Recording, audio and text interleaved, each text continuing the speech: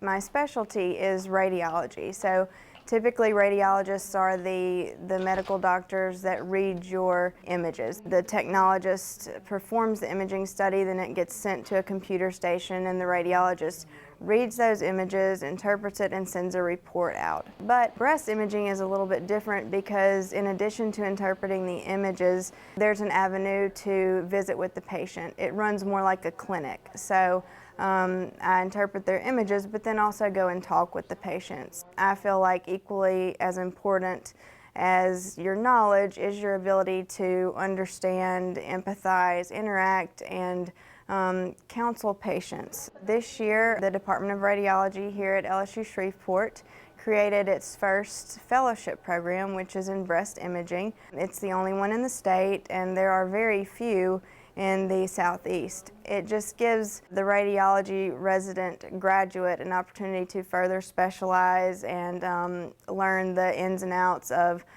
what's involved in mammography interpretation, breast MRI, tomosynthesis, and also perform breast image guided procedures. In the fellowship, another one of my goals is to make the fellow proficient in doing their own ultrasounds rather than an ultrasound technologist taking images and the patient waiting a week or two to get the report from their referring physician. You know, there's the doctor's right there. I do the ultrasound and I say, look, this is what we see, this is what I think, this is how we need to handle it, we're going to take care of you.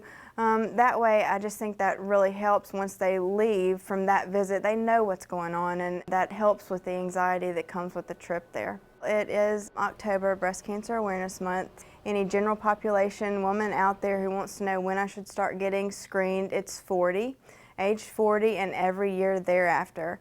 If you do have things that put you at higher risk, like your mother and grandmother were diagnosed early, like 40s, 50s, it would be a good opportunity to come in and get your risk assessed. You might need to be screened in a different way or more often than once every year. And lastly, if you feel a lump or feel something in your breast, you need an ultrasound and a physical exam, not only a mammogram. A mammogram is not sufficient. So anytime you feel something, you should be getting an ultrasound.